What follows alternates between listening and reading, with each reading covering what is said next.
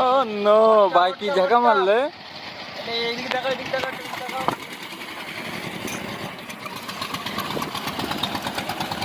এই যে আমাদের তুফান ভাইয়ের বিখ্যাত শরবত।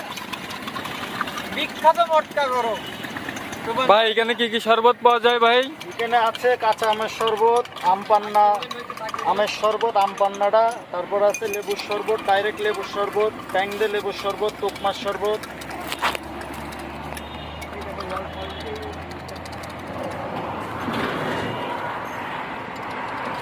তারপরে তো রিভিউটা নিয়েন ভাই।